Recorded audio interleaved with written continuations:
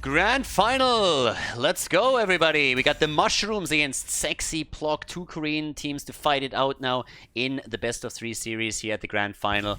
It was insane to see TAT drop down into the third place decider, but SexyPlok, they pulled it off. They had a 2-0 victory over the favorites, and they are, I mean, at this point, obviously poised to go all the distance. With the Mushrooms on the other side, let's see if they can maybe change things a little bit and make this into a really spicy grand final. First of all, we're coming in with a ban on Imperius.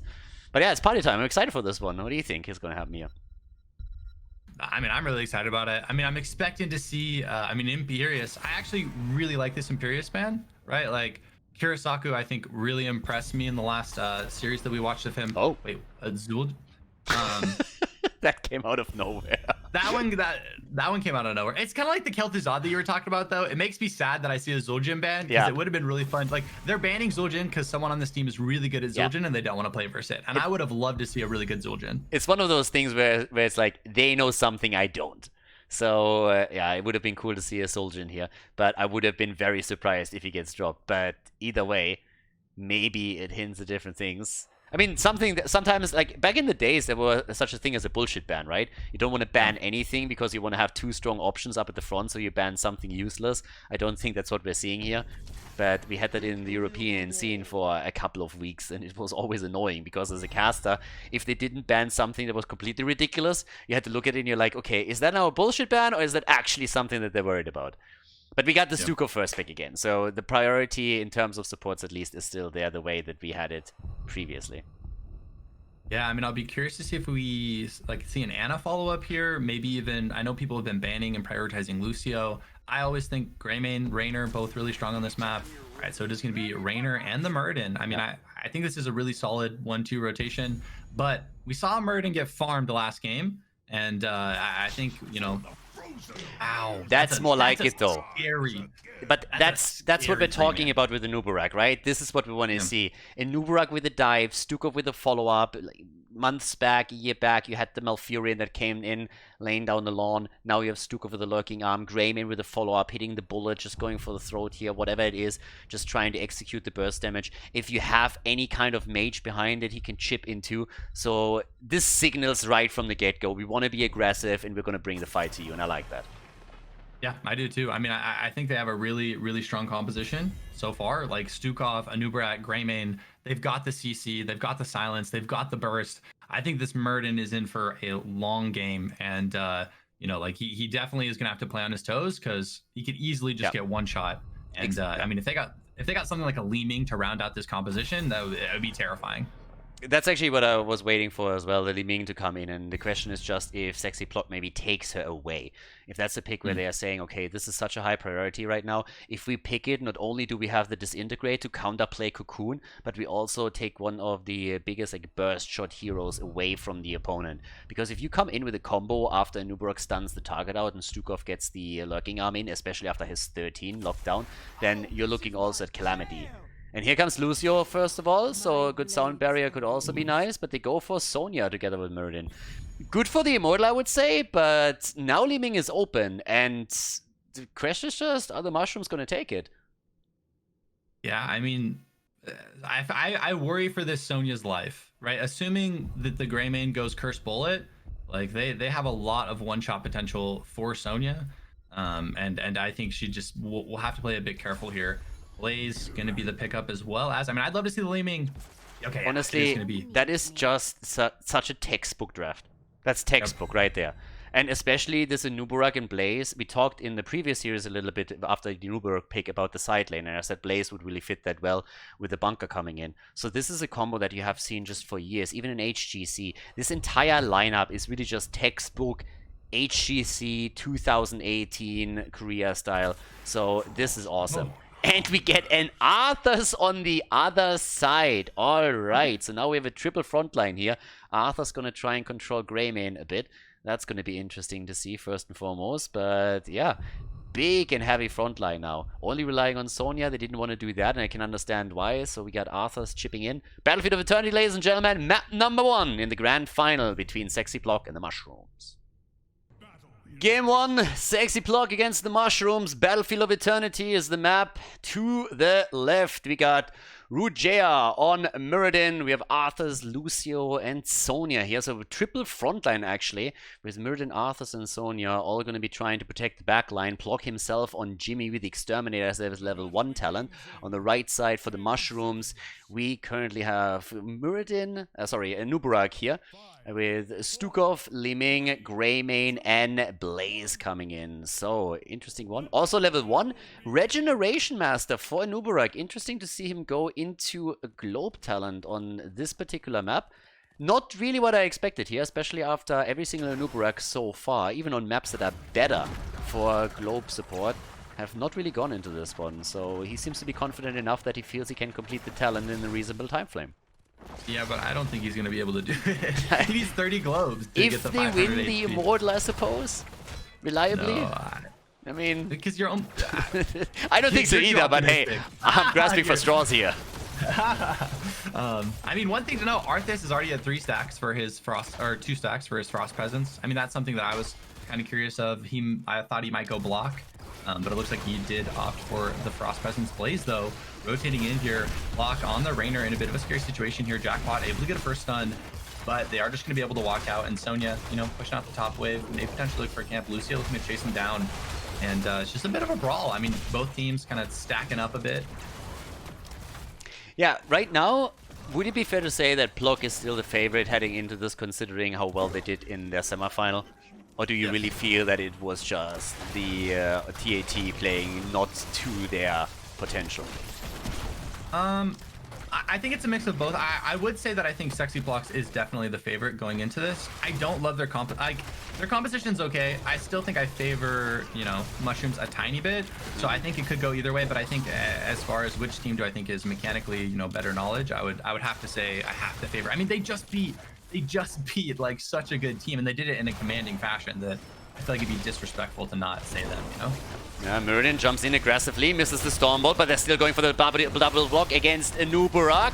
Gets bodied out of this, and there's the kill. Jimmy with a final shot connected. Well done, and the Beetle is down. First kill for them. Looked a bit scary for just a moment for Muradin himself, but now he can get another Stormbolt easily against Stukov over here. And Sonya's also fighting it out with no fear up at the top against Blaze as the bot lane is taken. Spin to win, baby, but the oil spill is scary there too. though. Mushrooms rotating. They have the advantage as well. Kurisaku, he's going to see him on the lane now. He's going to start rotating out. Good Gladiator's Medallion. Sidestep as well. But is going to be forced to use that cooldown. But I mean, the Anubrak, again, guys, he has to be really careful about when he's burrow charging in, because if he burrow charges in, they don't get a kill and a reset, he's pretty much almost always dead. With that Arthas there just waiting to slow him, it's really difficult for the Anubrak to actually leave. Both teams are going to be rotating over to their bruiser camp. Good timings coming out as the Immortal is going to be spawning in the next 10 minutes. And we talked about the playstyle on Nuburak already during the draft, but it gets even further emphasized by the way that he's currently talenting the hero. Underking comes in as the level 4. It is that dive combo that really wants to go for the kill, with Blaze jumping in with additional stuns through jet propulsion, Stukov following up. But Jimmy is already on the Immortal, and we all know what Jimmy can do with Exterminator on level 1 for the first Immortal in particular. So everybody's just focusing on the blue team's Immortal instead. And here's the kill. Arthas is down, actually. Nicely done. Arthas down. And at the same time, the Mushrooms did actually a little bit better on the Immortal race too. So they are looking at a pretty... I mean, there's an exceptional position for them considering the circumstances. Yeah, Muradin jumping in. They're looking for a kill here. The Anubrak actually going to get Immortal stun. The follow-up. And Anub, just like that, it's evened up. Anubrak has died. It looks like Sonya is going to be rotating over. Okay, no, it looks like Rainer's going to be rotating to race. The Sonya's a bit low, though. I actually would have hoped that they would have swapped those two heroes. And the Immortal is going to be going the way of Mushrooms here. But they were able to get something, right? They were able to kill the Anubrak, stop him from getting these 2 globes in the mid lane for his quest. So, you know, it's something, but they're still, I would say, a bit behind here. But I think they need 7 and 10 before, you know, their front line really starts to get tanky. Muradin and his stacks, I feel, is a bit scary. We have 4 minutes in and he's already halfway done. Sledgehammer or no Sledgehammer, that's pretty solid setup here. So he comes in again, setting another one up. 17 for now, but the push topside has of course to be dealt with, and Muradin is trying to distract them as much as he can, but the team is just simply jumping in, and if whenever Greymane can make it into Warden form, that will help them even more. The early level 7 then again? Oh no! Really? All build? Oh my god. Tilt! I mean, wait, but it's into triple melee. I actually think it's not bad. I don't love it, but it's also, it's not like, I assume it's an adaptation for the triple melee, because I actually want to see how it plays out before I make a full, because I hate orb build. Yeah, like I 90% hate of it the with a time. passion. I mean, Calamity is just such a game changer. Yeah. And especially here, you know, I feel like if they have Calamity, that's an extra damage source that you have. And if you really try to dive on a single target, then that's the way to go. So that's True. something you lack now if you are looking for that insta-kill. And this entire composition just screams, get the quick kill. Yeah, I mean, maybe this is them adapting after they see the Arthas and the Sonya coming out. Maybe they're gonna play a bit more front to back. You know, like, but actually they went Wisdom Duelist on Greymane, so that doesn't make sense, right? Like, all right, you know, I was trying, I tried. I think the orb build is bad. Yeah, I think I was, you know, I was trying to find the middle ground. Anubrak Eing, and You were going full NA on me. And I mean full NA, not the meta. I mean full NA, trying to find the reasoning behind it. You're trying to be nice. Try to be nice. Block. So it looks like there's the jump. All right. They are hyper-aggressive, though. I like that. I mean, they're invading the camp top side. The problem is, of course, that they also rotated away from the bottom. So they got the camp, but Kirizaku got the one at the bottom. It would have been a different story if they get the kill. But since they don't, it's an exchange in camps. There's still a slight advantage in structure damage because the mushrooms were able to do a lot of work with the first Immortal. But as the builds continue, we have Sonya with a spin to win setup. We got Immortal Coil and the Deathlord over on Arthas. Given the circumstances and the role that he plays here, I really like that, to be honest. I think the utility out of the level 1 is really solid for him, but I like that he tries to go into survivability. And it brings me immediately to a question. We could see Syndragosa, honestly, on this map, given that they're playing a triple melee right now. Lucio too, actually. Yeah, that. One thing I will say, I would have liked the Iceband Fortitude on the Arthas. I think it's like such a good talent, right? Being able to like CC reduction for, you know, 75% for 3 seconds is really good into a Nubrak Stukov plays. But it looks like on the bot side, Sonya falling low here, Crow with the good silence, pressuring them out. Greymane on the top side is going to be racing during all of this, but they're looking to get a kill. Crow on the Stukov is actually going to die. But their, you know, health bars are really low. Oh, they Calamity. Okay, they are going to be able to get one reset. Are they going to be able to get another? If they can get another kill here, that would be insane. And Plok eats the damage from Li Ming here. But they are now sacrificing this because level 10 is ready. That gives us... Oh, wow. She even goes disintegrate. Against the Nubarak, yes. With the Nubarak too. Whew. Didn't expect that. Arthas goes on the other hand for the army. We have 10 now on both sides here. They go for Greymane. Arthas is literally trying to walk him down here.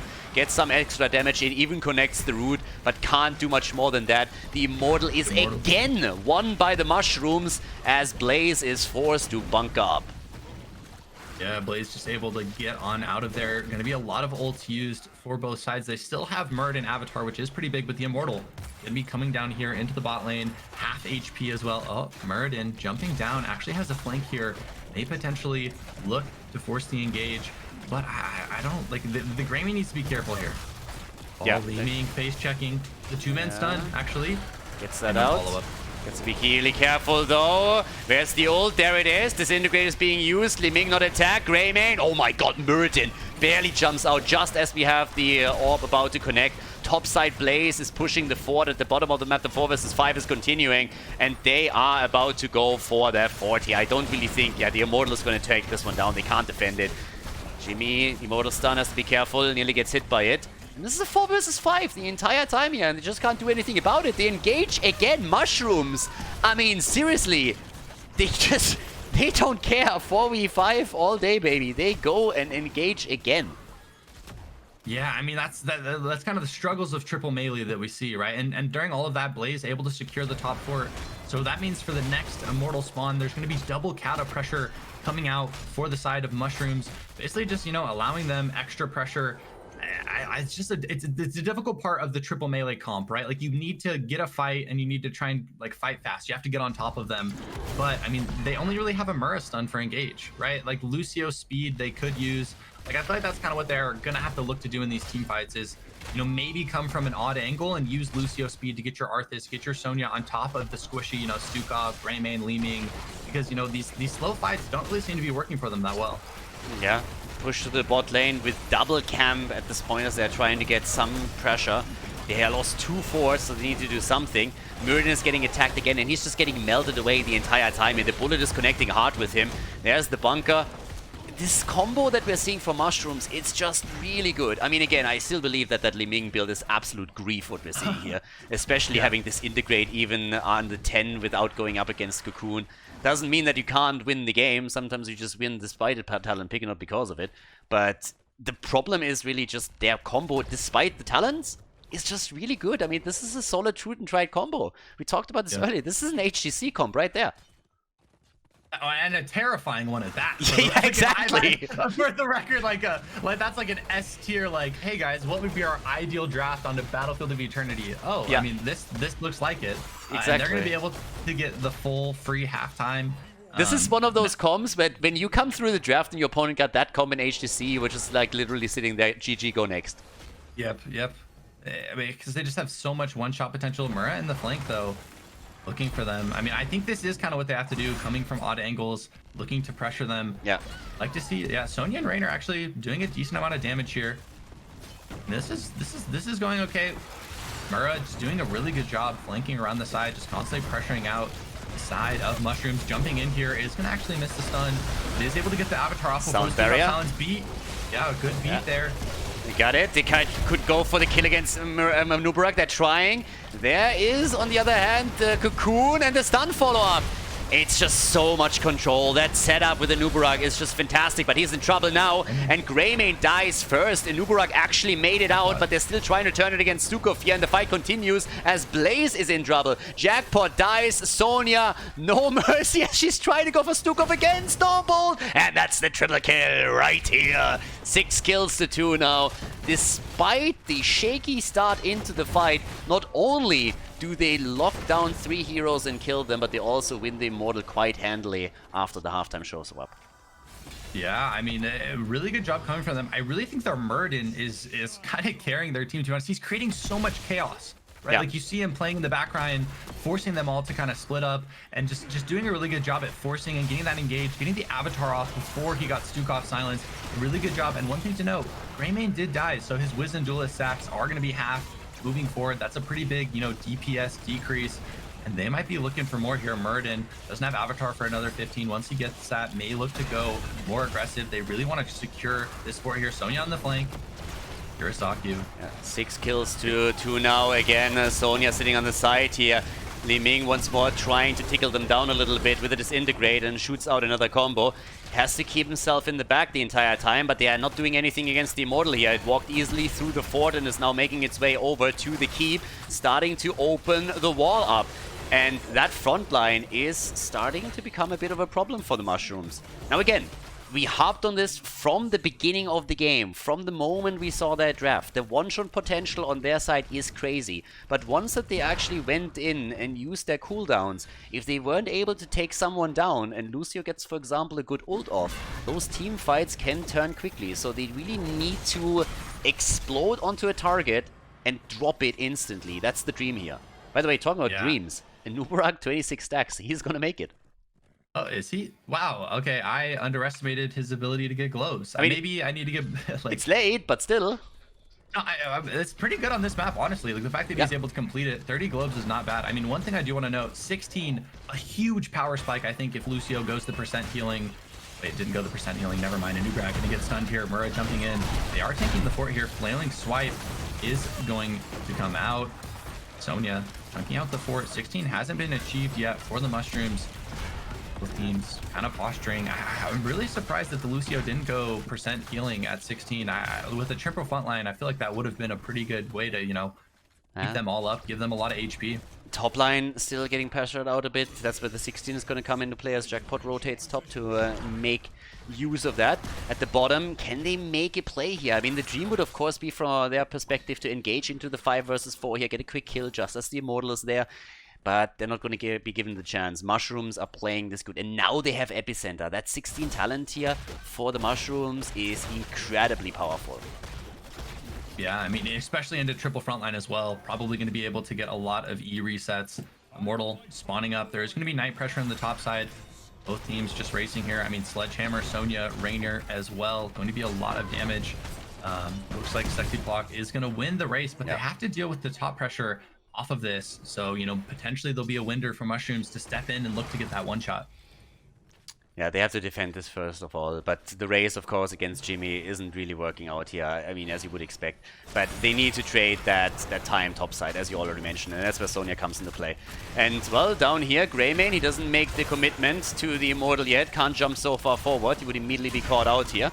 They're trying to poke it out, Sonya is now done. And of course they're losing out a little bit, but here comes the engagers. They're slowly moving in. Muradin is jumping in, gets the double stun off. Immediately the follow-up with another spear as they're trying to chase Mushrooms down. SexyPlok is moving in with the sound barrier already used by Lucio. And they're trying to go in again. Another Howling Blast, Stormbolt, the damage! But everybody is still alive. Li Ming is looking for resets, but can't get them. Lucio trying to run out here, but they're going to be able to finish the Immortal during all of this. I mean, Mura's just getting 2 big jump stuns. Jackpot going in here. I mean, they're already going to lose the Immortal. If they lose some heroes, they don't have a Nubrak as well. Big Orb coming in from Praise the Stun. You know, does have level 16 Orb now, which might help, but... I'm amazed that we did not see anyone die when Muradin and Arthas combined into the choke point against them. That really looked like, especially the Beetle would have been blown up to pieces within seconds. Yeah, I think maybe that's the super strain coming out from Stukov, the 16. The root or the stun basically gives a big heal, which I mean is really good into the Arthas and the Muradin.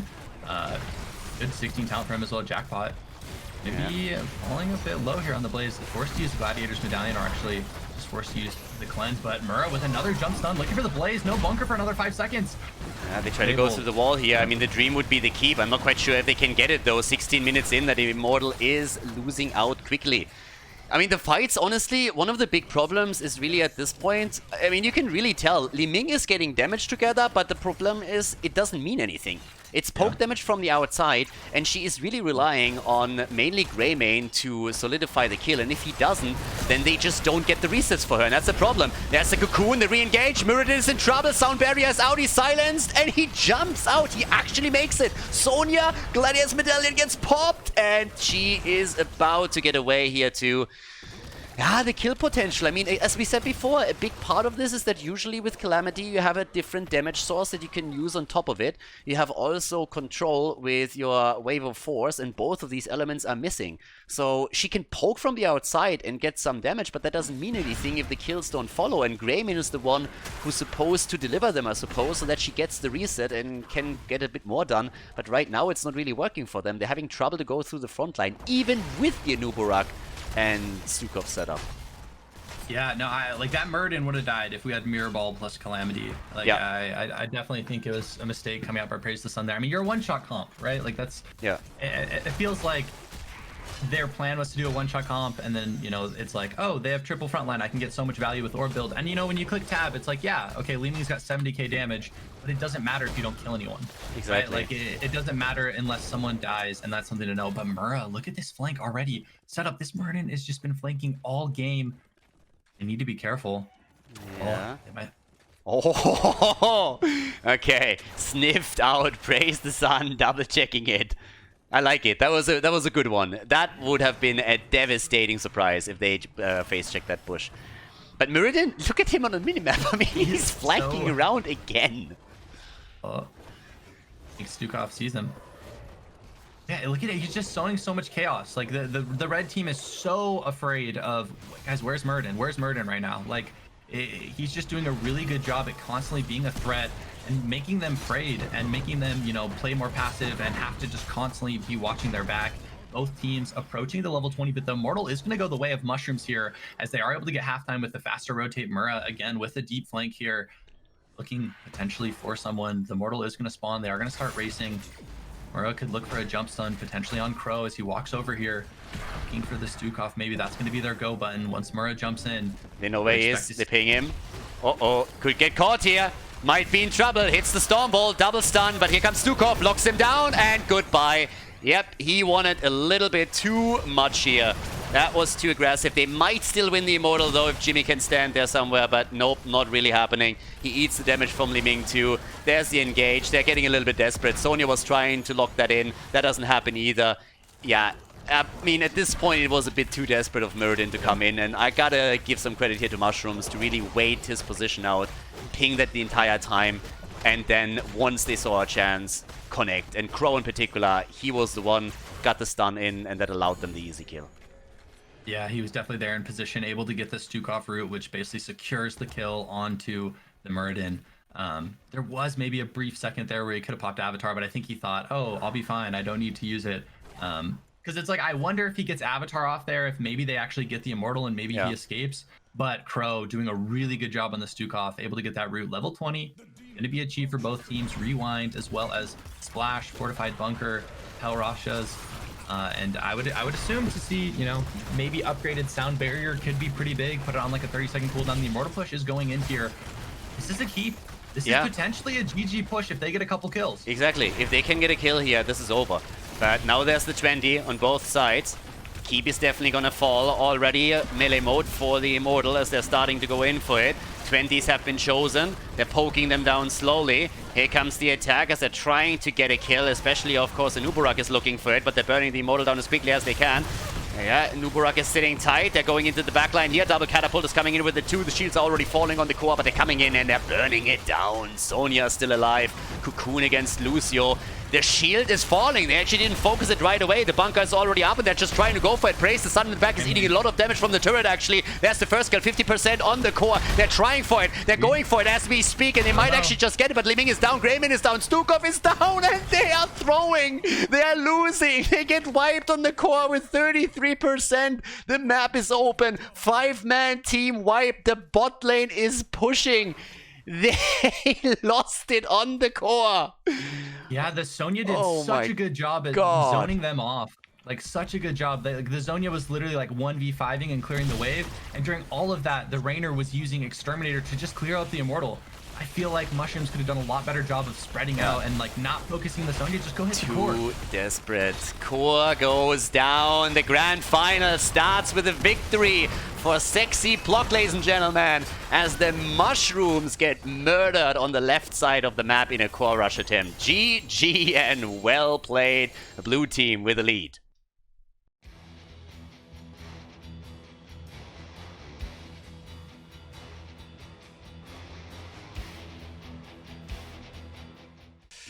Okay, everybody, game number 2 is coming up, and again, for everybody that is actually watching the VOD here, quick announcement to make. We talked about this being a best of 3 earlier. There was a bit of miscommunication, so this is a best of 5 series, not a best of 3, as we initially assumed. There was apparently a typo somewhere, but all the players knew from the get-go that it's a best of 5, so now we are also in the know. We're heading into Towers of Doom with a lead for SexyPlok after a pretty crazy game. Quite well played here, with a good draft for the Mushrooms. Maybe a little bit like on the execution. And as we talked about the map, our one-trick Kel'Thas over here was fanboying the hero a little bit and talking about the advantages of Kel'Thas on Towers of Doom. So Michael, go. Okay, so here's the thing. Kel'Thas is really good if you get to like 16, 20, like really strong power spikes, especially in choke points, right? So a lot of the team fights on this map are around the sapper camp, right? Like around the pumpkin sapper, and it's really easy to get a lot of value on Kel'Thas in that situation. And Praise the Sun is a really good kind of like a Kel'Thas one trick from, you know, I don't know if he's a one trick, but I think his Kel'Thas is really good. So I would expect, you know, a fellow Kel'Thas player to potentially be looking at that later on in the draft. Did you just start the praise for hero with the once he's level 20? No, what? I said 16 too. Okay, here's the thing. Kel'Thas has really good wave clear, Triggered. so it's like you're guaranteed to go later. Kel'Thas is one of the only ranged DPS with like an actual stun follow-up, right? Which is pretty good. I mean, I know there's Medallion, but like getting Medallion for, you know, a 10 or 15 second cooldown seems pretty good. And the hero has built-in Mana Addict. I think people think that Kel'Thas is like super susceptible to like dive, and I just think that's not true because you have self peel with the stun and you have Mana Addict. Okay, that's my Kel'Thas rant. Don't have to convince me. Mena is a friend of mine, so you have an ally in Mena, believe me. But if we see Kel'Thas or not, that's a different story. As you said, we have seen a lot of Kel'Thas from Praise the Sun. I mean, the nickname itself already hints to it. But now that we're looking at our draft, we have the Anuburak ban and the Diablo ban. The first pick hasn't really changed though, so Stukov is ready once more. And I gotta say, I would love that Kalthas over the Liming that we saw in the last game, because yeah, that's the Liming build that was a bucket build. Give me a bucket to puke into when I see it. Muradin and Imperius, the double pick at the front, and these boys like their stuns. I like it. Yeah, Imperius. I mean, Kurasaku really impressed me in the last game that I saw him play Imperius. I mean, this looks like a very beefy, a lot of sustain, or not sustain, a lot of stuns and CC from the front line. I think it's really good. As long as they pick up some sort of macro hero, probably with their DPS that has a lot of wave clear, I think they should, you know, be in a pretty good situation. Garrosh comes in. It's again one of those comps that we've been talking about previously. You have the Garrosh with the Stukov follow-up, you have the Junkrat behind him. That's a lot of displacement. And it's, of course, really nasty when you're getting these pumpkins to the death zone, too. If you step out a little bit too much, Garrosh is there, and he's going to throw you into the rest of the team. You can also try to throw the pumpkins in. And, yeah, that on Towers of Doom can make a huge difference here. We still need damage. There's a couple of options if you're really trying to pressure the structures, of course. You always have the option to go into a Sylvanas. There's a Greymane as a potential pick on top of that too. We've seen, even on this map, Jimmy used quite a lot with Ace in the hole, with Executioner, both totally viable here. Seems like both of the teams are a bit concerned about the wave clear options that still exist here. Even Zul getting banned. That's the first time that we actually have seen Zul addressed at all in one of these Korean teams, whereas in Europe that hero is actually quite common right now, and I believe on North America too, right? On big maps to wave clear 2 lanes. Yeah, definitely. Well, and I think a big part of it is Imperius can't double soak, right? So they don't want Imperius to have to be matched up against Azul, because they would lose that matchup for sure. It looks like it is going to be there it is. Maxes. We actually get it. The Suljin was banned on the last map, and we've been asking why. We've said, like, there's probably someone that plays Suljin on the side, and now the question has been answered. It is Suljin time. Yeah, Zul'jin, a really good hero into Garrosh. Once you get 16, makes it so your Q ignores armor. You just absolutely shred that hero. I mean, they got a lot of damage. This looks like it's comfort comps. My one thing is I think they need wave clear. Greymane and Blaze going to be coming out. I just feel like the macro of the map, if Mushrooms, you know, plays it pretty well with the Junkrat, with the Blaze, with the Greymane, definitely feel like they should have an advantage. But I mean, SexyPlok, they ran a 3 melee last time and didn't really have much macro, and they were able to make it work.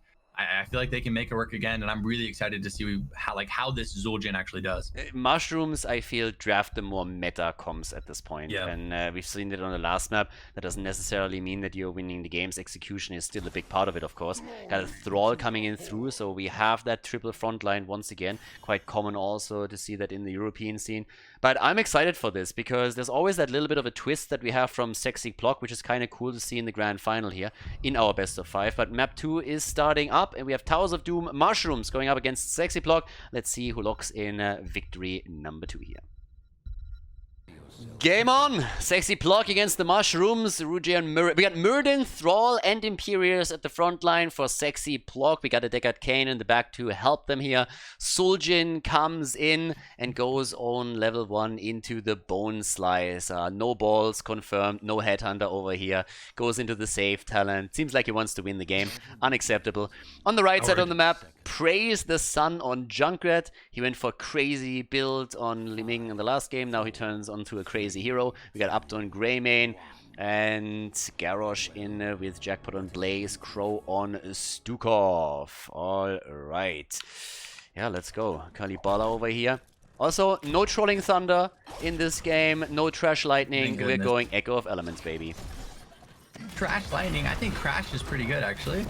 It's just pretty much Troll. I mean, it was a trash talent for a long time, but these days it's kind of okay. And the Trolling Thunder is kind of the standard in most of the maps in Europe right now. Yeah, I think it's pretty solid. Yeah, I mean, wave clear is definitely going to be going the way of Mushrooms, able to pretty much instantly clear mid, go towards bottom, and they're going to get a flip in. Actually, Mura does still have jumps, so should be okay. But this is just, you know, buying space, letting Zul'jin stack. Oh. Yeah, okay, but he makes it up. That was nearly a kill. No, but all jokes about like trolling Thunder and Trash Lightning aside, I just like love the nameplays there. But Yeah, that's good. a good Trash Lightning can actually be kind of neat. I mean, if you get him into a 4-man rotation, for example, that's kind of good if you can get the stacks together. The problem is that I feel on the European side at least, they have to deal with that so many times in the past that most of the teams know very well how to handle that if the talent pick comes through, and they really delay the early stacking, and then it gets tricky for Stroll to get late game value out of it. So it's always a bit of a back and forth question, but we have mostly trolling Thunder these days because you're seeing him more on the solo lane than in the 4-man, even with a triple melee. Yeah, and the percent damage is pretty nice, especially for solo lane as far as trades go. But I mean, we see the wave clear advantage coming in so far. Like the pumpkin sappers were taken out way earlier. Garrosh, maybe potentially a boop. Okay, they're not going to be able to get it. Yeah, that's the one thing that scares me a little bit for the blue team. Yeah, all the displacement, exactly. Perfect example right here. Thank you for delivering. Zul'jin is down, and you have Garrosh, you have Junkrat, you have the follow-up from Blaze. Stukov can once again put the lurking arm down. I think the combo potential from the mushrooms is insane. Absolutely insane. And the question is more so, can they somehow avoid these combos? And if they can, it would be nice, but keep in mind, cleanse is not really an option here either, so you're relying a lot on Medallion too. Yeah, and they've already lost the bot wall, is the thing. Oh, Mura actually jumping in here, looking for a stun potentially. It's just going to get thrown out by the Garrosh. I mean, they have a 4v4 right now. They want to try and take it, but one of them is going to have to rotate mid to actually catch that soak. Imperius is unable to do the double. I know I'm going to be talking about macro a lot, but I think that's really where, like, what's going to be so hard about this game. Oh, good Deckard roots coming out though. Garrosh taking a lot of damage. Block's just able to stack here. Mura jumping in. APTO, good Medallion actually right before they get it, and it actually is going to save his life here for all. Yeah, big brawl here. And don't worry about the macro, that's totally fine. Like, this game is going to be decided probably through that. For me personally, the reason why I actually laughed was because I think there's no better visual interaction than having Muradin jump in and then Garrosh going for the get the fuck out of here and just throwing him back out. So that ping pong move is just brilliant. Yeah, I love it. It's kind of like the same with the noob, right? Like if a noob he's in, you just throw it. It's like, no thanks. Like, I don't actually want it. And it looks like the channel is going to be getting capped by Crow, allowing them to get, 8 shots to 4. Level 7 is going to be achieved first for Team Mushrooms. Would expect to see them maybe potentially look for an invade here, but Mura actually going to be thrown in, falling low here. I don't think he has jump, and it looks like he may actually fall. Mura just trying to pick all the potions that he can, and he is going to die. But the question is, what can they get off of that 1 kill? Yeah, they have nothing to invade. They did enough damage at the bot lane, though. I gotta say that looking at this and the setup, for me, this is one of those scenarios where I'm saying, okay, red team wins this, easy. Unless the blue team can somehow play around it. And right now, I'm just excited to see them try, I want to say.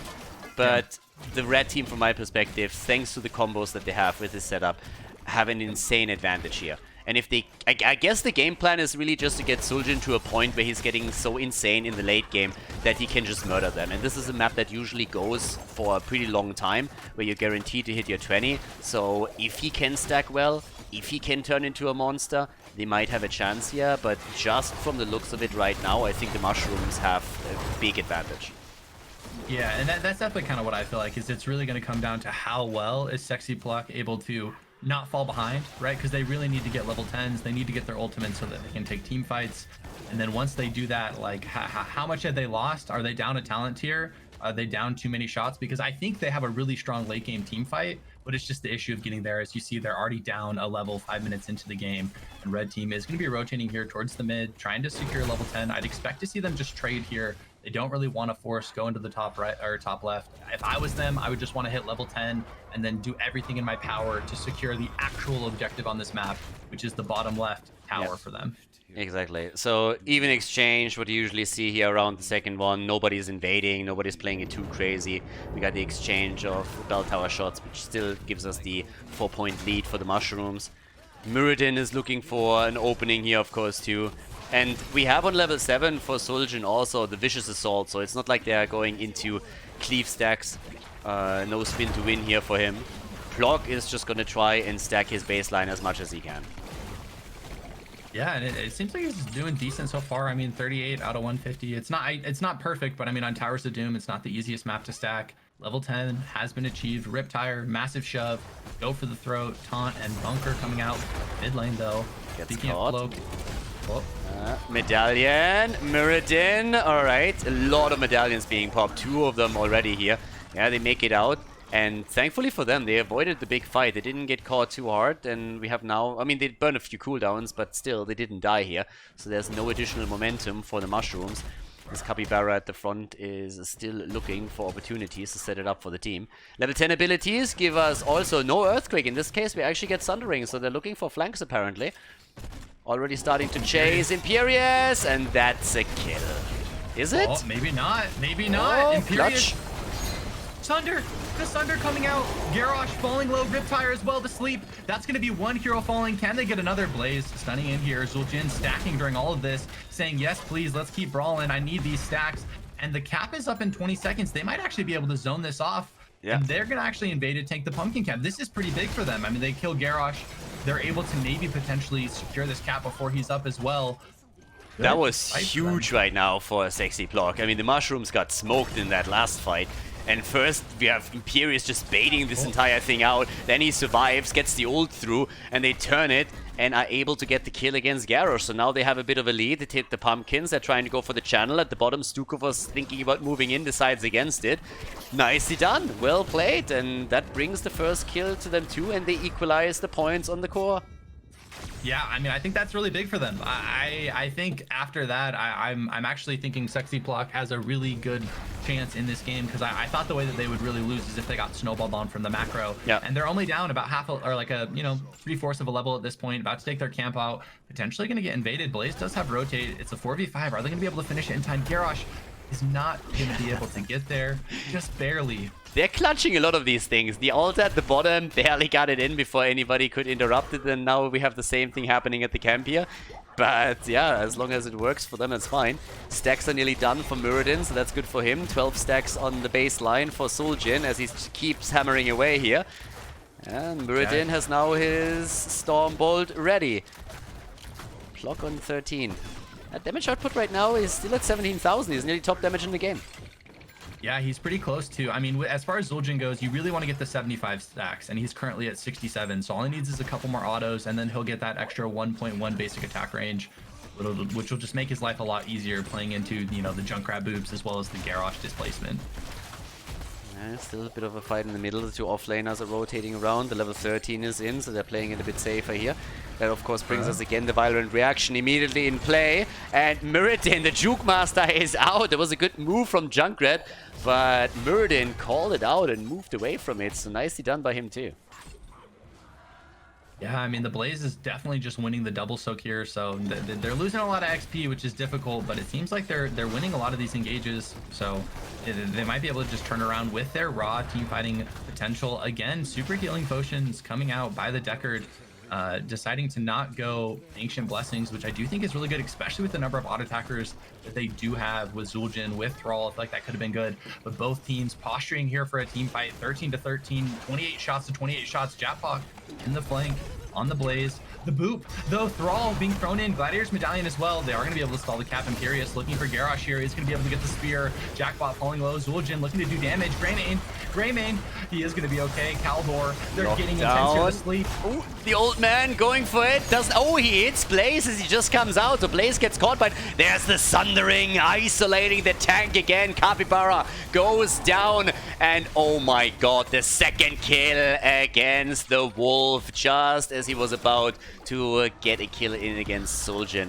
Double kill for the blue team. They are starting to take a bit of momentum here. They're still trailing behind a bit in experience, but that's another 4 shots fired against the opponent's team, which puts them to 28 points against 24 right now. And thanks to the pumpkins that he just locked in, they have the pressure at the bottom of the map. By now, we also have Zul'jin with a range increase thanks to the 15 stacks that he has. It's at 17 right now. So, yeah, looks good over here. They are starting to come back into this. Initially, they were struggling a little bit. As you said, the danger was them getting snowballed in the early game, but now they're starting to really find the rhythm here. Yeah, and I'm pretty worried for Mushrooms moving forward. I really think SexyPlok's comp scales. Once they get level 16 on that Zul'jin, Garrosh is going to have a really difficult time. And, you know, I really felt that Mushrooms needed to snowball this game. And the current state of the game is that they're pretty much even in experience and they're down 4 shots. I think the longer this game goes, it's going to be difficult for them. Maybe at level 20, they can start to get really good rip tires, but it's really just going to come down to these team fights. And consistently, SexyPloks have showed that they are going to win these team fights. Bro, looking for the Stukov route, not going to be able to get it. Voodoo Shuffle able to actually, you know, get rid of that. A really nice 10-second cooldown to have into Stukov as well as Garrosh. And the problem with the late game is also that eventually you have to be worried about Zul'jin, who can just start to scale hard into the late game the way this is going. He died only once. If they can kill him a few more times and really control him and his ability to connect these auto attacks, that would help. But now it's nearly 16 versus 16. Should be an even fight now that we have another 15 seconds left until the next few altars are up. There's still Thrall getting experience in the middle. Red team already has the level 16 talent, which gives us now the spread volley. And we got also the seasoned soldier. And again, Zul'jin with a no mercy over here. It's all about the auto attacks. Alpha Wolf is also in, and Muradin with more survivability now, so he realizes that he's, I mean, he is really the one that has to eat all the damage here, and he's been in trouble a couple of times already. Yeah, tank killing has come online with level 16 achieved. Imperius has melting touch. No mercy from the Zul'jin, but it looks like Stukov Root's actually going to go down here. The taunt, but the 2-man Deckard sleep in the back, or the root. It looks like Block is going to be able to get his ult off. Dingo, baby! There's the hit. Greymane is down. The Riptire doesn't do enough here. They get the kill against Greymane. More stacks for Zul'jin, sitting at 20. The channel attempt here. Mirrodin jumping in. Does he get the Stormbolt? Does he have it? He goes for it, and he connects it with Crow. But Garrosh is there. Capybara with a save, but he himself might be in a bit more trouble. Nope, he's fine. Makes it out. Gets healed by Stukov at the top right. Still the attempt of Imperius to actually channel another altar. So 2 are still up on the map. 1 got already taken. And here's another quick connect. So 2 secured by the blue team, and they're trying to go for the triple as they're moving to the top. Attacking Blaze, locking him down. Bunker barely out in time, but I think he's going to die either way. And indeed he does. Great plays here by SexyPlok as they are starting to turn that little snowball into an avalanche. Yeah, Alpha Wolf from the Thrall doing big damage, but Imperius with the 2-man spear praise the sun on the Junkrat. Gonna be falling low here and surely gonna die, but no, they turn around and get Zul'jin. Junkrat dying. Taunt gonna pull Imperius into the zone of death, potentially Crow on the Stukov, trying to kite out. Massive shove, actually pushing Muradin in, chunking him low, but Garrosh is gonna die as well. Sunder, APDO, they're diving behind their mid fort and they're able to get a full 5-man team wipe. 12 shots left. They're gonna go to boss here. They just have so much tank killing pressure with Alpha Wolf, with Ancestral Ass, with the Zul'jin. It's so difficult for this Blaze and this Garrosh to stay alive. Yeah, it's absolutely nuts right now. I mean, that team fight was total chaos here. It was pretty much just another 5-man wipe. Blaze dying initially, and then the rest of the team was trying to secure the altar. They get taken out. 12 points on the core. 8 single digits now. There's another 4 shots get fired. Nicely done here. SexyPlok with just some crazy plays over the last 2-3 minutes. And they are now heavily ahead in this game. Not only have they taken a small inexperience, but you look over to the points on the core and it's just a massive difference. I mean, it's Towers of Doom, so there's always comeback potential if you're able to get control of the game and can take some of these bell towers down. But as it stands, the blue team has taken full control. Yeah, I mean, they've just won every single team fight, right? Like, there hasn't been a team fight that they've lost. They were mainly losing early game because they were getting out-rotated. But at this point, now that they have map control, it's really difficult. Riptire coming out, trying to clear up those Pumpkin Sappers. Are going to be able to. Murrah falling low here. Is going to be able to use Avatar as well as Gladiator's Medallion. The boop into the trap. Are they going to be able to follow up, actually? Murrah falling low. Is he actually going to live? Crow! Crow! The Imperius Spear! He died! He died! What an interaction! We're gonna take another look at this. Muradin gets booped from right to left and left to right. The displacement is real. And then he survives, makes it out just for Greymane to turn around and kill him after all. Talking about killing stuff, topside keep has actually fallen. The bell tower is annihilated. Down here, it seems like Capybara might die. Makes it out. The Pumpkin's topside could connect with the core. That's a couple of shots potentially fight against SexyPlok as the team fight just rages on. Yeah, but if they win this team fight and get the fourth, this is a potentially GG. Karasaku trying to cat out Plok, though, doing so much damage on the Zul'jin, killing that Blaze. Garrosh as well needs to be careful. If they get the pumpkin, oh, I feel like they should hold the altar. I feel like they should hold the altar. If they get the cap, they would win. Plok still has Tazdingo looking for kills, going aggressive. He wants them. Did they? Oh. Zul'jin down, they go for the second. 3 points have been taken off. Now another 3 are being fired. And well, that is 2 points on the core. So they're pretty much down to their last leg, no matter what happens here. Another altar channel, a boss taken. That would end the game. Pumpkins connecting, of course. 1 stack, by the way, left for Zul'jin to complete his baseline. Can, of course, stack a little bit further. But him also having the Armani resilience, that's such a huge game changer for Zul'jin. I mean, Zul'jin's ult is already insane before, and you can trade perfectly well. But once that you have the Armani resilience, it's just absolutely insane what you can pull off in a big team fight. Yeah, Blink Sunder as well, potentially something to watch for. Thrall could go really aggressive. You know, look for a good flank.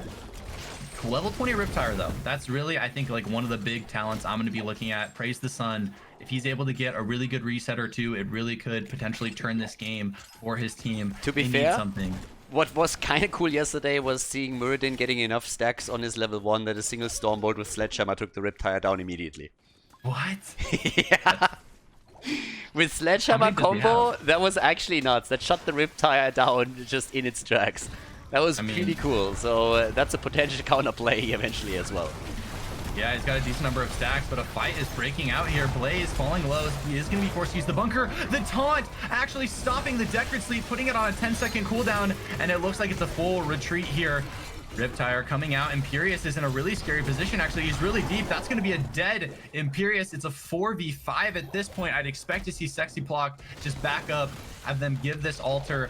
But, you know, they potentially, if they lost the team fight, they could get 6 cap. Their mid's they can get everything low as well. Blaze is already in the middle, and that's why they're still defending at the bottom. But that's a chance. It's a huge chance for the Mushrooms to turn this around now. If they get all of those bell towers, that would be insane. They're channeling the altar already. They want to get rid of it as quickly as possible. Put them down to 20. Mid lane has been converted. They're moving to the top to at least retake 1. But again, this isn't over yet. That's 6 shots fired actually, 19 to 2 points. And as we said previously, this map can be insane in the late game. If you are able to gain map control, you can start to trade bell towers against your opponent and really put the pressure on. And that's exactly what they're doing here. It's just bell tower trade, 6 days to Sunday. Yeah, boss is up in 40 seconds, so that is always going to be a scary thing. Holding the bottom left fort is going to be really big for them, though. I would expect to see they might just trade it. They might trade the bot fort for boss, as you know, boss is going to be lethal for SexyPloks, and Mushrooms may just want to take that off of the map. But it looks like they are going to be trying to pressure these 3 pumpkin sappers in. They do have Riptire potentially to look to do some damage. Ploks is going to be, you know, at 157 stacks now. That's so Sledgehammer. Just murdering the pumpkins here. Muradin connects 1 shot and that thing is nearly down. Nicely done. Yeah, it's 28 stacks, not even all that much. I mean, you see much higher in this tournament, but even that's enough. So off we go. We got the boss back up on the map. 11 kills to 6. Again, you win a team fight, you go for boss, the game's over. So if the blue team wins 1 more fight, they can end the game here and take the 2-0 lead in the best of 5 series here in the tournament. And that's the main reason why the Mushrooms are immediately moving for boss. They have to posture around. And wow, oh my god, that's horrible for them. Double altar at the bottom and the boss at the top. 3 points that they have to secure now. Yeah, that's really difficult. Luckily, they have Junkrat set up 2 traps as well as the boob to keep sight of it. Mura rotating towards the bot side. Looks like Imperius actually going to be starting up the boss here. Red team going to be forced to walk up. They can't get this up. This is lethal if they lose this. And Jackpot is just playing one-on-one with the Muradin. Doesn't want to let him get a free cap. It's going to be a 4v4 for the game. Stukov with the root on the Deckard. Oh, the insta-kill. The old man gets taken down. Armani resilience. He's trying to trade. They take the shots. They fire it. The Mushrooms. Oh my god. Zul'jin in trouble. He gets the kill, although before he doesn't even die, but they get Stukov. Stukov is down. Can they get it for the channel? 2 autos at the bottom of the map. It's a 4 versus 3, and they are making the move. Muradin is already riding the pony to victory, or at least trying to. They need to slow down Greymane. They kill Blaze, and that's game. That has to be game. Channel at the bottom, channel at the top. He can't do anything about it. Here comes Garrosh. It's over. That is game On the beast steps. 2-0. The lead for SexyPlok in the best of 5 grand final.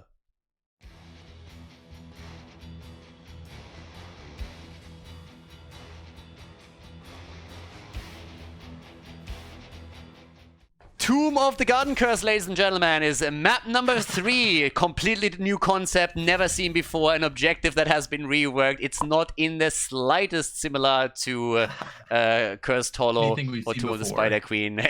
Nothing that we've ever seen before here. Yeah, Team Plok, the SexyPlok boys, they've chosen it here as we're going into this. And yeah, we just talked a bit, and I still feel bad. I feel bad for the mushrooms. They are honestly they're drafting well. They're putting up a good show, but they just can't get past the sexiness that is Team Plok. It's overpowering. You know, the Zul'jin just shows up and like, what are you going to do?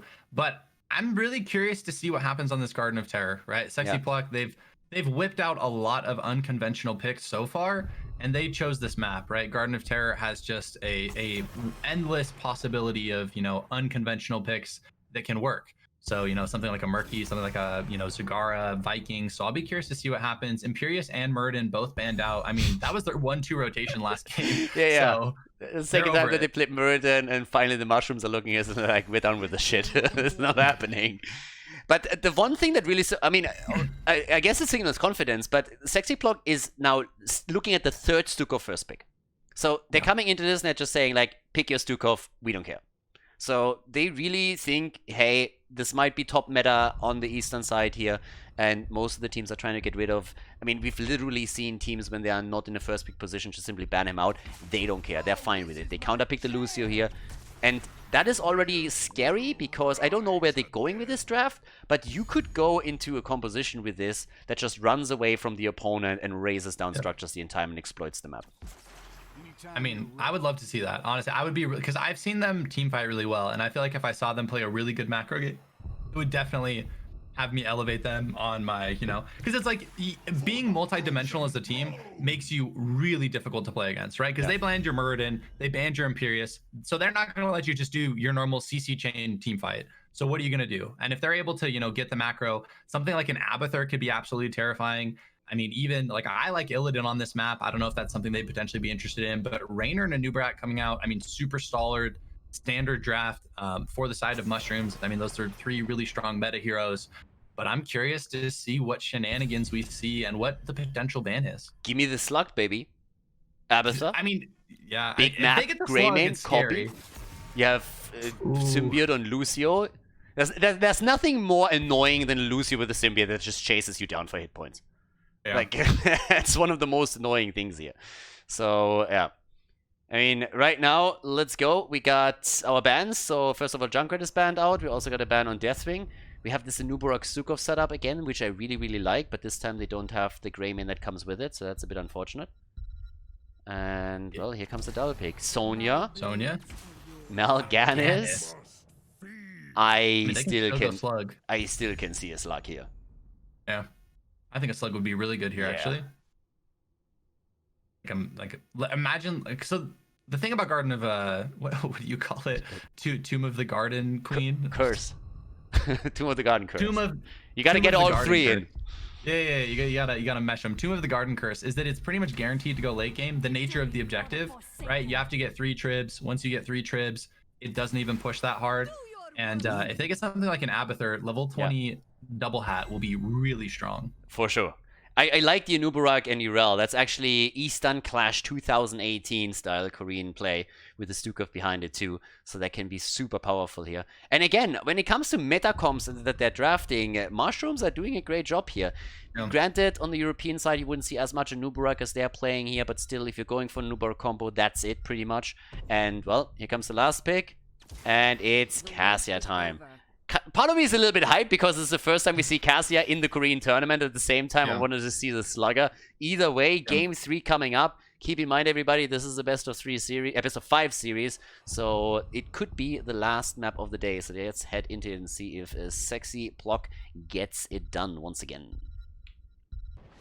Game 3, party time. We have on the left side Melganis and Sonya, this time rocking the front line. The damage brought in by Cassia and Greymane and Lucio to support all of this from behind. Mushrooms on the other side, they have of course a lot of catching up to do. If they want to win this tournament, then they need to win 3 in a row now and go for the full reverse sweep. We got Crow on Stukov. Capybara is playing a Nuburak. Praise the Sun. That's actually interesting to see him on the Urel.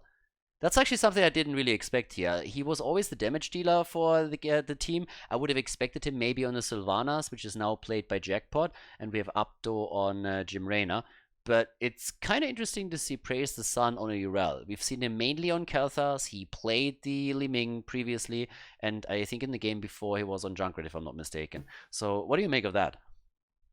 I mean, it tells me that one of them has a hero pool problem, right? Like, or I don't know if it's a problem. Like maybe he's Urel God and maybe that's why they have him on it. But generally, having your offlaner swap to, or your ranged DPS swapping to offlane is generally not something you'll see that often. But I mean, Jackpot, I think has been a super solid offlaner. So I think it is probably more that Praise the Sun doesn't play Sylvanas or Raynor, and that he's more comfortable on his Urel. Just because I do think when we've watched him, I think he's really good on a couple of heroes. But it feels like, you know, maybe he does unconventional builds or not as solid in some of those other range players or heroes.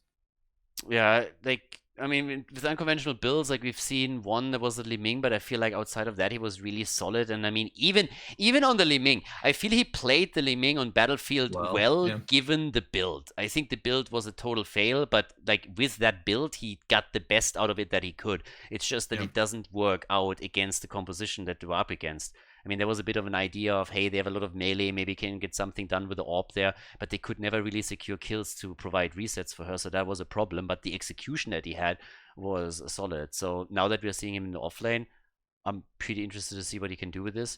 I mean, we got on talents, as far as we have some, we got the Furious Blow currently in for Sonya on the level 1 side. So we've seen that before. And also Mal'Ganis this time with the Winged Guard, Greymane with the Viciousness here. I mean, I kind of feel like their setup is also pretty strong now with Sonya and Greymane potentially rotating with Lucio for some structure damage. I gotta admit that I like combos that rotate around heroes or around teams a little bit on a big map.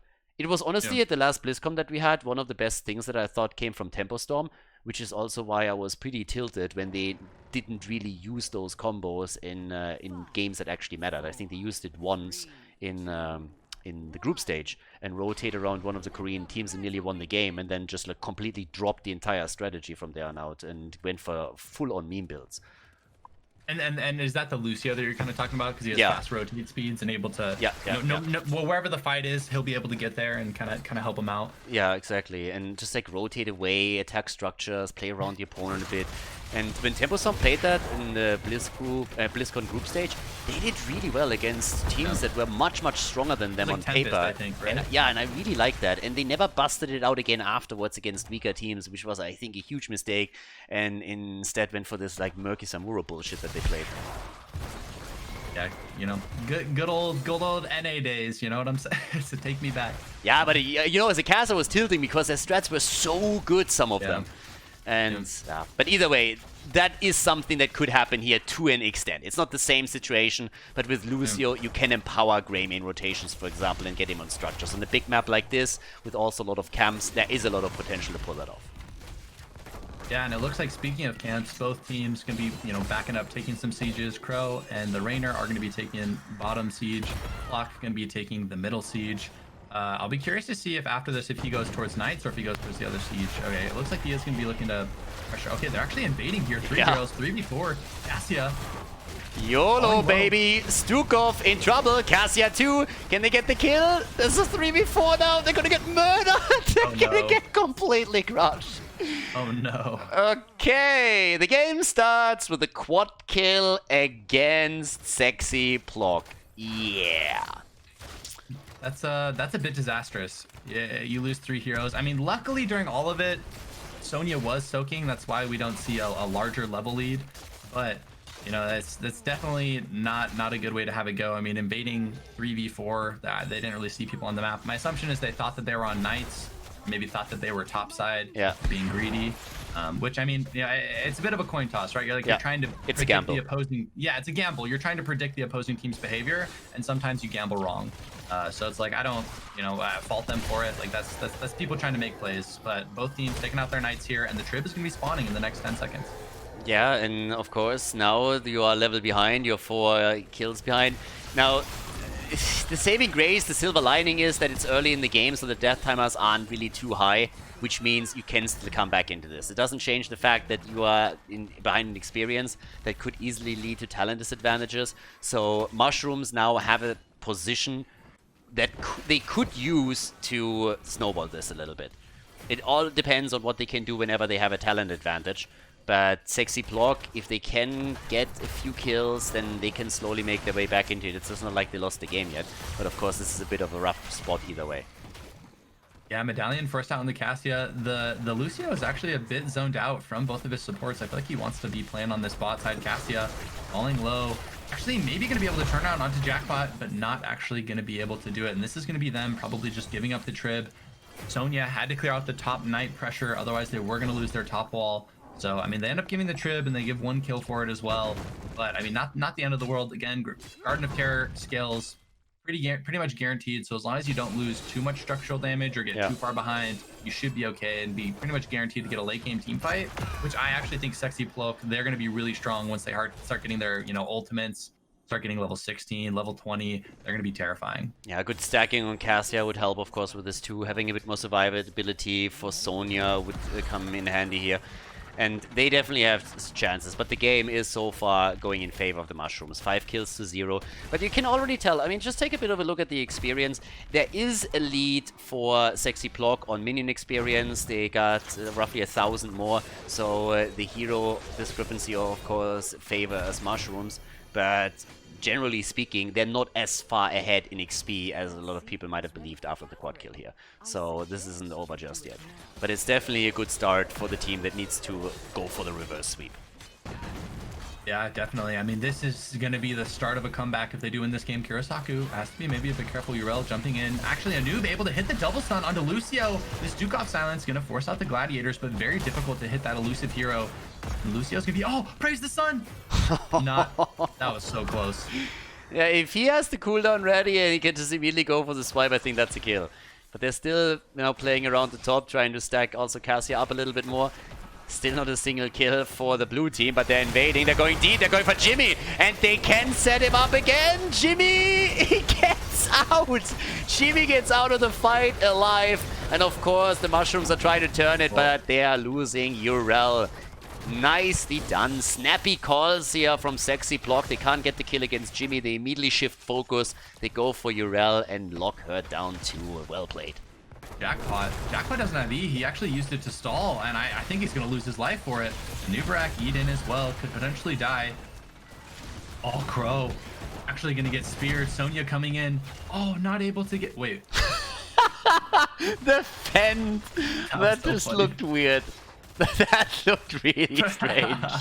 She's like poking at the cage. She's like, let me through. I want the kill. She's like, please, I want to kill.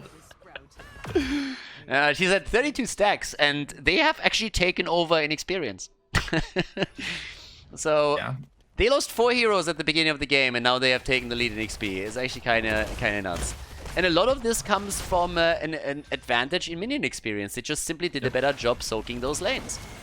Yeah, I mean, because when they lost the 4 kills, Urel actually rotated to the siege camp, and Sonya was double soaking during all of it. So I think that was a big part of why they weren't too far down. But level 10s have been achieved for both teams. Flailing Swipe, Cocoon, Ardent Defender, Willing Arrow, Raiders.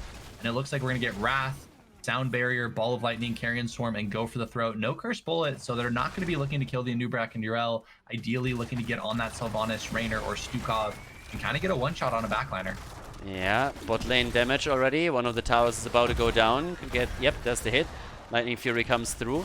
We have one seed on each side, and another cam is about to be taken. That's a beautiful thing if you're running this comp that they have here now, because you have Sonya, who's good on the camps, you have Greymane, who's great in the same position. This map is a lot about map control, camp control, just getting the mercenaries consistently, and they are of course trying to do exactly that. Cocoon is out, by the way, so they are hoping to save Sylvanas here, who was in a bit of trouble, but the Nuburak was ready. Capybara not They're exposing her too much, and here comes the push with the camps now to the bottom of the map. Yeah, it's a pretty big cooldown too. They may potentially look for a fight here. Yrel does have rotate advantage, so could potentially be a 4v5. We see Praise the Sun coming down here. They want that 4v5. Yrel's going to be there soon. Mal'Ganis going in, looking for sleep, and Yrel has arrived, looking to push the Cassia back in. Is he going to be able to get it? Mal'Ganis is actually pretty deep here. Able to get the Carrion Storm, though. The penetrating rounds barely, just a millisecond too late.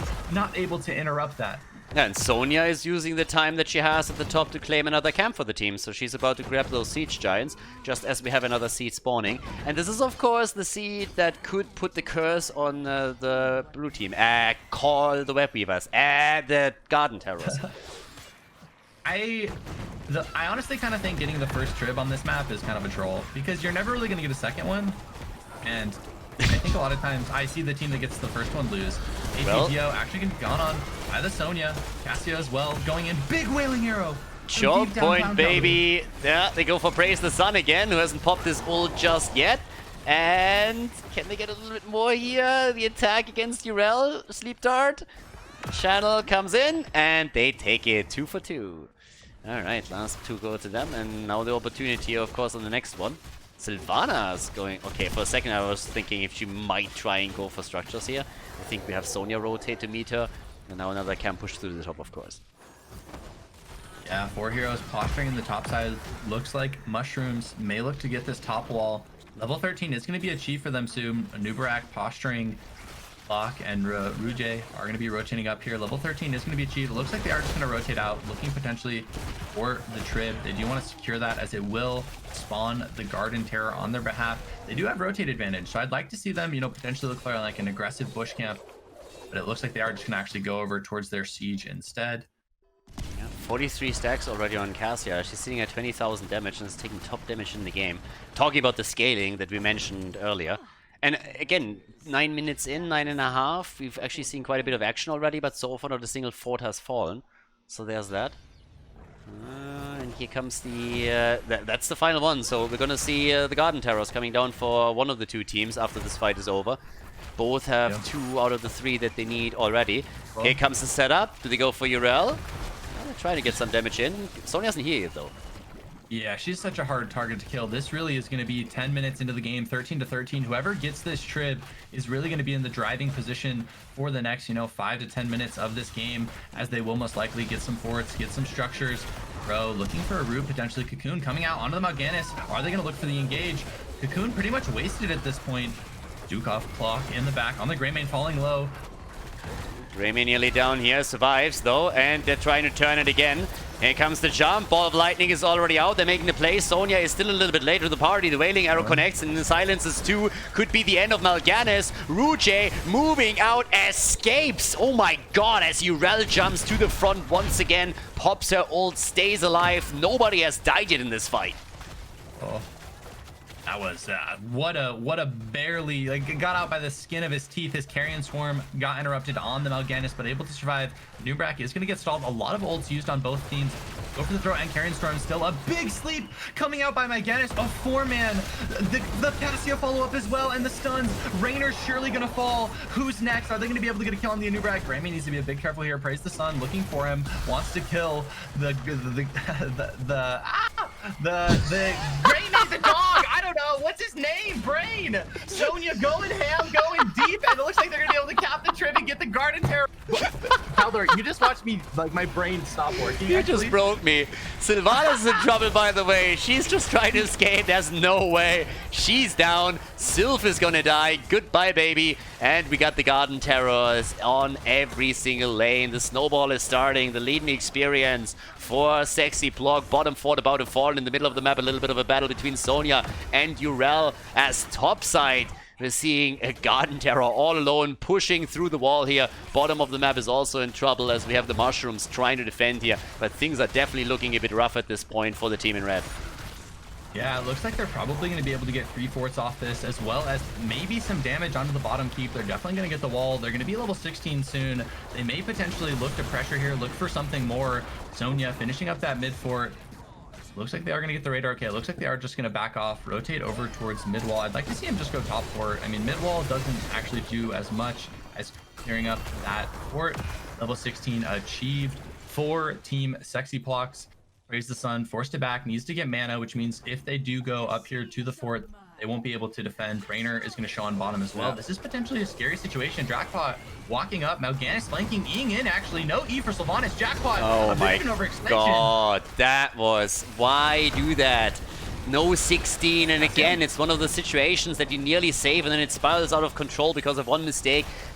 Like, this is the problem with that double wave. You oftentimes feel that you can easily jump out, but of course, they know what's gonna happen. They see her jump in, they know that she's gonna move out again, and they just wait for her right there. Now they have the 16, but it doesn't help them at all because two of their heroes are down, so the fort falls, and they're going even for the wall here.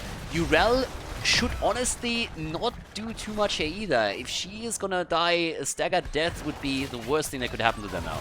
They still are in a position where they can bring it back, but moves like this one topside, it's gonna make that so much harder. Yeah, and now they're gonna get all of their camps pretty much invaded. They may allow them to have the bottom right sieges, but I mean, they're gonna have so much merc pressure as well as so much experience, right? Like if you take out the camps, it gives you the experience advantage, which means they are gonna be hitting level 20 first. This team fight around this seed is really important for them. If they win this team fight, they potentially will be able to make, break it back into the game. I mean, the game's probably not going to end even if they give this up. They still will probably get a level 20 team fight.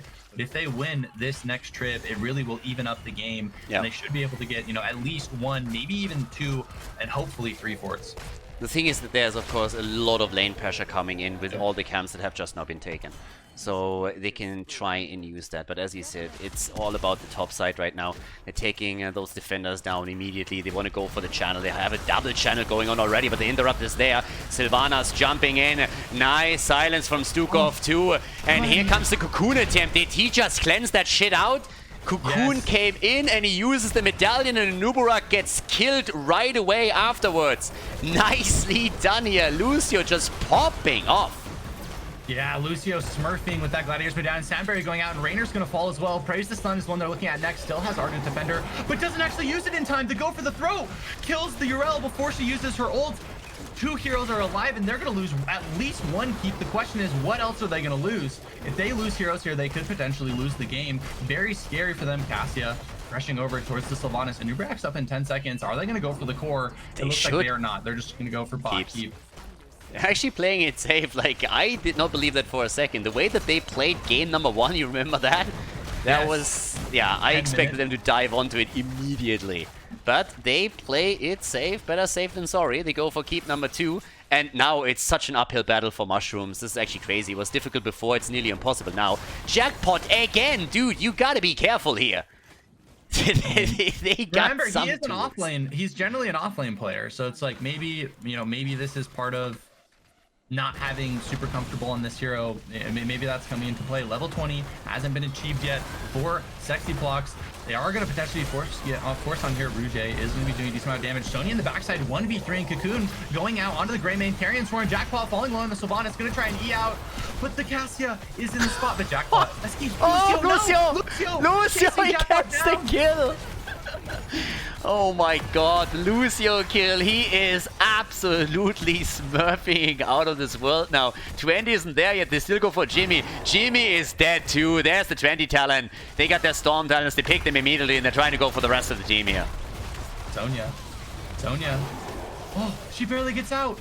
This looks like GT Plucks if he lives as well. Surely this is going to be game over. Crow trying to do all that he can, but not going to be enough.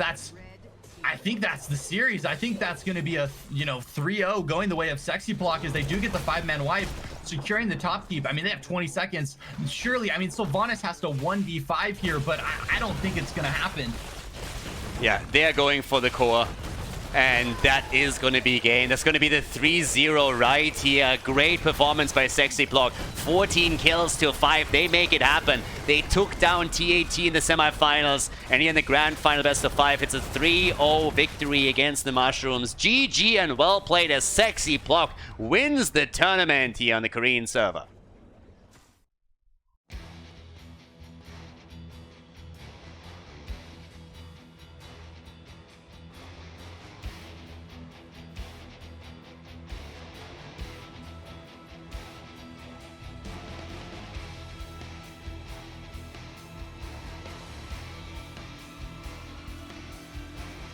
Thank you everybody for watching the video today. I hope that you enjoyed the show and the commentary. And keep in mind that the spoiler protection that is going to run for the rest of the video is made possible by all the support on patreon.com. So guys, if you want to support my work, if you want to help me start new projects and keep the spoiler protection in place, please consider heading over to patreon.com/Khaldor. There's also a link in the YouTube description, and check that out. Thanks in advance, and see you guys next time with more esports coverage here on Khaldor TV. Have a great day.